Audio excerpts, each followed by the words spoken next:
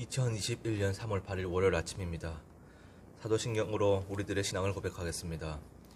전능하사 천지를 만드신 하나님 아버지를 내가 믿사오며 그 외아들 우리 주 예수 그리스도를 믿사오니 이는 성령으로 잉태하사 동정녀 마리아에게 나시고 본디오 빌라도에게 고난을 받으사 십자가에 못 박혀 죽으시고 장사한 지 사흘 만에 죽은 자 가운데서 다시 살아나시며 하늘에 오르사 전능하신 하늘편에 앉아 계시다가 저리로서 산자와 죽은 자를 심판하러 오시리라. 성령을 믿으며 거룩한 공회와 성도가 서로 교통하는 것과 죄를 사유시는 것과 몸이 다시 사는 것과 영원히 사는 것을 믿사옵나이다. 아멘. 함께 찬송가 438장 내 영혼이 은총 입어 함께 하겠습니다. 찬송가 438장 내 영혼이 은총 입어. 내 영혼이 은총 입어 중한 죄짐 벗고 보니 슬픔 많은 이 세상도 천국으로 화하도다. 할렐루야 찬양하세. 내 모든 죄 사함 받고 주 예수와 동행하니 그 어디나 하늘나라. 함께 찬양하시겠습니다. 찬송가 438장입니다. 내 영혼이 은총 입어 중한 죄짐 벗고 보니 슬픔 많은 이 세상도 천국으로 화하도다. 할렐루야 찬양하세. 내 모든 죄 사함 받고 주 예수와 동행하니 그 어디나 하늘나라. 주의 얼굴 뵙기 전에 멀리 뵈던 하늘나라. 내 맘속에 이루어지니 날로 날로 가깝도다. 할렐루야 찬양하세. 내 모든 죄 사함 받고 주 예수와 동행하니 그 어디나 하늘나라. 높은 산이 거친 들이 초막이나 궁궐이나 내 주 예수 모신 곳이 그 어디나 하늘나라. 할렐루야 찬양하세. 내 모든 죄 사함 받고 주 예수와 동행하니 그 어디나 하늘나라. 아멘. 오늘 함께 보실 말씀은 에스겔 4장입니다. 함께 보실 말씀은 에스겔 4장입니다. 제가 가진 성경으로는 구약 성경 1154페이지 정도에 있습니다. 에스겔 4장입니다. 에스겔 4장입니다. 다 찾으셨으면 교독하시겠습니다. 너 인자야, 토판을 가져다가 그것을 내 앞에 놓고 한 성읍 곧 예루살렘을 그 위에 그리고 그것을 향하여 사다리를 세우고 그것을 향하여 흙으로 언덕을 쌓고 그것을 향하여 진을 치고 그것을 향하여 공성체를 둘러세우고 또 철판을 가져다가 너와 성읍 사이에 두어 철벽을 삼고 성을 포위하는 것처럼 에워싸라. 이것이 이스라엘 족속에게 징조가 되리라. 너는 또 왼쪽으로 누워 이스라엘 족속의 제약을 전할지니 내가 눕는 날수대로 그 제약을 담당할지니 내가 그들의 범죄한 횟수대로 내게 날수를 정하였나니 곧 390일이라. 너는 이렇게 이스라엘 족속의 제약을 담당하고 그 수가 차거든 오른쪽으로 유다 족속의 제약을 담당하라. 내가 내게 40일을 정하였나니 하루가 1년이라. 너는 또 내 얼굴을 에워싸인 예루살렘 쪽으로 향하고 팔을 걷어올리고 예언하라. 너를 동일이니 내가 에워싸는 날이니까. 너는 밀과 보리와 콩과 팥과 조와 기리를 가져다가 한 그릇에 담고 너를 위하여 떡을 만들어 내가 옆으로 눕는 날수 곧 390일 동안 먹되 음식물을 따라서 하루 20세겔씩 때를 따라 물도 6분의 1 흰씩 되어서 때에 따라 마시라.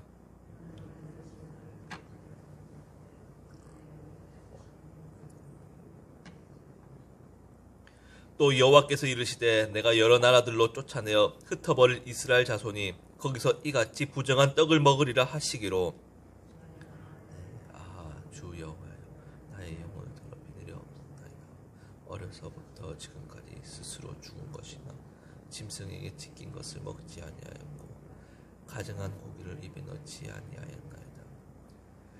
여호와께서 내게 이르시되 보라, 쇠똥으로 인분을 대신하기를 허락하노니 너는 그것으로 떡을 구울지니라. 또 내게 이르시되 인자야, 내가 의리하는 양식을 백성이 근심 중에 떡을 달아먹고 두려워 떨며 물을 대어 마시다. 함께 보시겠습니다. 떡과 물이 부족하여 피차에 두려워하여 떨며 그 제약 중에서 쇠퇴하리라. 아멘. 사랑하는 장제 성도 여러분, 지금으로부터 약 2년 전쯤에 2019년 3월 30일에 있었던 일입니다. 당시 우리나라 시간으로 저녁 8시 30분부터 9시 30분까지 1시간 동안 63빌딩, 서울시청, 국회의사당 등 서울 시내 주요 건물들이 1시간 동안 불을 끈 적이 있습니다. 그리고 해외에서도 같은 시간에 프랑스 파리의 에펠탑, 호주의 시드니의 오페라 하우스, 미국 뉴욕의 엠파이어 스테이트 빌딩 등 세계 180개 국가에서 1만 8천여 개의 랜드마크에서 함께 전등을 껐었습니다. 그 이유는 WWF라는 이 단체에서 자연의 중요성을 공유하며 지속 가능한 미래를 만들고자 하는 캠페인의 일환으로서 진행이 된 것이었습니다. 그렇지만 이렇게 이례적으로 전등을 끈다는 것이 실제적인 자원의 절약을 위해서라기보다는 사실 한번 그렇게 다 같이 전등을 끔으로써 자연 보존의 의미를 강조하기 위한 행동이라고 우리는 이해할 수 있습니다. 그것은 상징적인 행위였습니다. 오늘 함께 읽은 에스겔 4장에서 이러한 상징적인 행위가 등장을 합니다. 에스겔의 이 상징적인 행위를 함께 살펴보며 그의 행위가 무엇을 의미하는지, 그리고 에스겔을 통해 오늘 이 아침에 우리에게 전하는 메시지를 함께 나누기를 소망합니다. 사랑하는 장제 성도 여러분, 모름지기 선지자라 하면 하나님께 받은 말씀을 그 백성에게 전해야 하는 사명을 가지고 있습니다. 성경에 등장하는 많은 선지자들이 그렇게 하였습니다. 그런데 하나님께서 전하는 메시지는 때로는 말이나 글로 된 것이 아니라 어떠한 행동이나 퍼포먼스와 같은 것으로 이루어진 경우도 있습니다. 북이스라엘과 남유다가 이렇게 갈라질 때 선지자 아히야가 자신의 그 입은 옷을 12조각으로 찢어 여로보암에게 10조각을 주었던 것이나, 엘리사가 죽기 전에 이스라엘 왕에게 동쪽 창으로 활을 쏘게 하는 행위, 그런 것들이 다 말이나 글로 된 메시지가 아니라 행동으로 된 메시지임을 우리는 익히 알고 있습니다. 그 행위 안에는 의미가 담겨 있는 것입니다. 하나님께서는 1절에서 에스겔에게 토판을 가져다가 거기에 예루살렘 성을 그리라고 명령을 하십니다.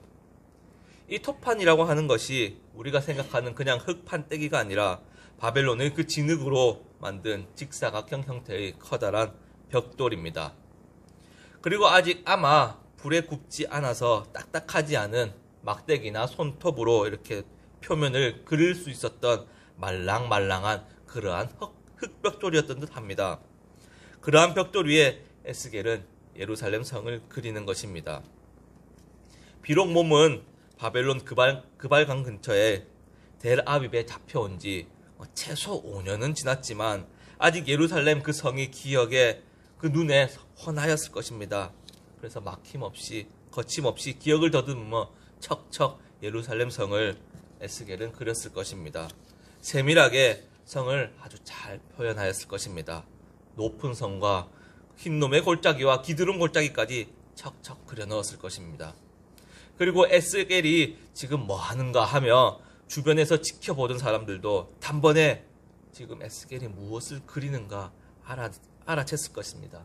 꿈에도 그리고 너무도 사랑하며 반드시 다시 돌아가야 할 그 예루살렘 성, 어쩌면 매일 그 예루살렘 성을 생각하며 다시 돌아갈 것을 다짐하고 있던 이들에게는 그것이 예루살렘 성이라는 것을 알아채는 데는 그리 어렵진 않았을 것입니다. 그렇지만 하나님의 명령은 그렇게 성을 그리는 데서 그치는 것이 아니었습니다. 2절에서 그 예루살렘 성에 판을 둘러싸고 사다리를 세우고 흙으로 언덕을 쌓고 그것을 향해 진을 치고 그것을 향해 공성태를 둘러 세우라고 말씀하십니다. 그러한 모습은 꿈에도 그리며 돌아가길 꿈꾸는 그러한 핑크빛 미래가 아니라 명백하게 예루살렘 성이 포위당하고 공격당하는 모습이지 않습니까? 혹시 이스라엘 성지 순례를 다녀오신 분들은 마사다라는 유적지를 아마 다녀오셨을 것입니다. 저도 그 장소를 다녀왔는데 그곳은 로마가 이스라엘을 쳐들어왔을 때 끝까지 항전한 장소로 유명합니다. 여매가 저 멀리 보이는 흑바위산 꼭대기 위에 세운 요새 같은 성인데 로마가 산 꼭대기에 성을 짓고 항전하는 이들을 완전히 둘러싸 포위하였지만 안에서 성문을 꽁꽁 닫고 그들은 이스라엘 사람들은 버티고 있었습니다. 그러니 로마가 그 주변에 진을 치고 둘러사 한쪽 면에 흙을 가져다가 비탈길을 쌓고 쌓아 그 높은 산 위로 그 요새로 사다리를 세우고 공성태를 그 비탈길 위로 굴려서 공격하여 결국 그 성을 뚫고 들어가니 그곳의 모든 백성은 이방인의 손에 죽기를 거절하고 스스로 자결하였다는 그러한 기록이 전하고 있습니다. 지금도 실제 마사다에 가면은 그렇게 로마 군대가 진을 쳤던 주둔하였던 자리며 흙으로 만든 그 언덕 비탈길들이 아직도 잘 남아 있습니다. 아마 에스겔이 토판 주위를 둘러싸고 만든 모형의 그 모습이 이런 모습이 아니었을까 이렇게 생각을 합니다. 예루살렘 성이 포위당하고 애워싸고 공격을 받는다는 그러한 메시지임을 분명 주변에서 에스겔의 이러한 행동을 지켜보던 사람들은 다 알 수 있었을 것입니다. 그런데 말입니다. 에스겔이 이러한 토판에 그리는 것을 보며 그 예루살렘 성을 둘러싸는 그러한 행위를 보면서도 에스겔이 전하는 이 메시지를 보면서도 그 사람들은 이렇게 생각을 하였습니다.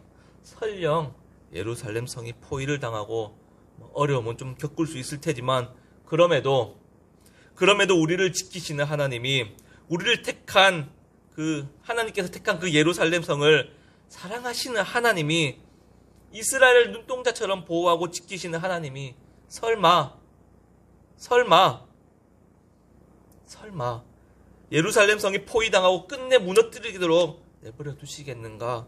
설령 우리가 이방 땅에 포로로 끌려왔지만 그럼에도 예루살렘 성은 하나님의 성인데 하나님이 지키시는 성인데 하나님이 머무시는 성전인데 그 성전에 자신의 이름을 영원히 두시겠다고 한 그 장소인데 설마 그 장소가 무너질까?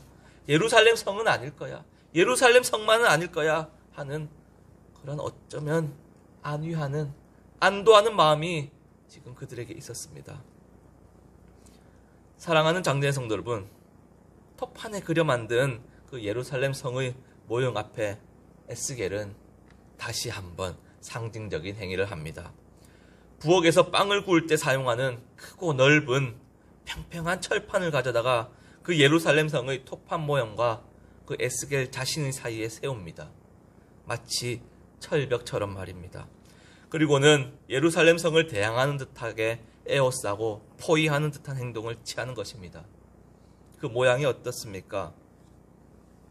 하나님의 메시지를 전하는 선지자가 예루살렘 성을 지키는 것이 아니라 예상과 전혀 다르게 성 밖에 둘러싸서 지금 공격하는 모습입니다. 이는 하나님의 메시지가 여호와 하나님이 예루살렘 성의 공격자라는 것입니다. 지금 하나님이 예루살렘 성의 대적이라는 것입니다. 어떻겠습니까? 이러한 행위를 통해 에스겔을 향한 비난과 질타가 분명 주변에서는 엄청나게 쏟아졌을 것입니다. 가히 말도 못할 것입니다. 어떻게 감히 우리의 거룩한 예루살렘 성을 버리시겠느냐? 비록 지금은 우리가 바벨론 포로로 5년째 지금 여기 와 있지만 곧 우리 하나님이 전능하신 두 팔로 바벨론을 무너뜨려 버리시고 예루살렘 성을 다시 굳건하게 하시며 우리를 회복하실 것이라, 그러한 꿈으로 헛된 희망으로 가득 차 있는 이들에게 말입니다. 이는 예레미야 7장과 26장에서 예레미야 선지자가 예루살렘 성과 성전이 파괴될 것이라 예언하였을 때 그 반응, 그것과 아마 똑같을 것입니다. 하지만 분명 하나님은 이스라엘과의 사이에 철판을 두었습니다. 내 백성이라 부르던, 언약 백성이라 자부하던 그들을 향해 철판을 세워 얼굴을 가리시는 것입니다. 그리고 분명 이스라엘 족속의 징조가 될 것이라고 하나님은 에스겔을 통해 오늘 성경에 기록하고 있습니다. 하나님은 범죄한 그의 백성으로부터 얼굴을 가리시는 것입니다. 언약이 무너진 이들에게는 더 이상은 은혜를 베풀지 아니하시고 하나님이 얼굴을 가리시고 철저하게 철판을 세워 무관심하실 것을 지금 말씀하시는 것입니다. 하나님의 무관심, 하나님의 철저히 외면하심. 사랑하는 장로의 성도 여러분, 이것이 우리가 하나님 앞에서 가장 두려워해야 하는 것입니다. 하나님이 우리에게 무관심하실 때 더 이상은 베푸시는 어떠한 은혜도 우리에게는 없습니다. 하나님께서 외면하신다면 우리에게 오늘은 절망만 남을 뿐이며 그 어떤 희망도 없으며 오직 괴로움만으로 점철될 것입니다. 한 날도 한 호흡도 허락되지 아니할 것입니다. 물론 하나님은 은혜로우시며 자비로우시며 노하기를 더디하시며 이 내가 크시며 뜻을 돌이켜 재앙을 내리시길 원치 아니하시는 분이시지만 그것이 우리 하나님의 전부가 아닙니다. 하나님은 에스겔을 통해 철판을 가져다가 철벽을 쌓으시고 에워싸는 그 상징적인 행위, 그 모습을 통해 이스라엘에게 말씀하시며 오늘 동일하게 우리에게 말씀하시는 것입니다. 하나님에게는 반드시 심판과 결산이 있다는 것, 제약이 가득 찼을 때는 끝내 철판을 사이에 세워 얼굴을 가리시고 베푸신 은혜를 거둔다는 사실 말입니다. 설령 그것이 예루살렘 성이라 할지라도, 설령 성전이 있는 예루살렘이라 할지라도, 설령 택한 백성이라 할지라도 말입니다. 오늘 성경을 통해 에스겔의 예루살렘 성을 에워싸고 철판을 세워 얼굴을 가리는 상징적인 행위를 기억하며 하나님 앞에서 혹여나 범죄한 것이 있다면 돌이키고 세상과 구별되어 하나님 말씀대로 하나님의 말씀 앞에서 살아가는 저와 여러분 되기를 바랍니다. 하나님 말씀대로 살아갈 때 하나님께서는 우리에게 그의 얼굴을 외면치 않으시고 그의 얼굴을 우리에게로 향하시며 그 눈동자가 우리의 모습을 담을 것입니다. 혹 넘어지더라도 하나님 앞에서 넘어지고 혹 힘에 겨워 쓰러지더라도 하나님 앞에서 쓰러지는 은혜를 구하며 하나님의 얼굴을 늘 뵙고 하나님 앞에서 살아가는 저와 여러분 되기를 간절히 소망합니다. 기도하시겠습니다. 사랑하는 하나님, 감사합니다. 오늘 이 아침에 하나님을 높이는 자리, 하나님을 예배하는 자리, 하나님의 이름을 부르는 자리로 불러주심이 감사합니다. 하나님, 에스겔의 그 상징적인 행위를 통해 우리가 가장 두려워하며 조심해야 하는 것이 하나님의 무관심임, 하나님의 외면하심임을 말씀을 통해 다시금 마음에 새깁니다. 하나님, 주의 자녀들이 항상 하나님의 얼굴 앞에서 하나님 바라보고 살아갈 수 있도록 은혜를 베풀어 주시옵소서. 하나님의 은혜 없이는 우리는 한순간 한 호흡도 살 수 없습니다. 혹여나 하나님 앞에서 범죄하고 혹여나 하나님의 얼굴을 떠나려고 한다면 하나님, 우리를 강권적으로 붙잡아 주셔서 하나님의 은혜를 떠나지 않도록, 하나님의 은혜를 떠나 살지 않도록 역사하여 주시옵소서.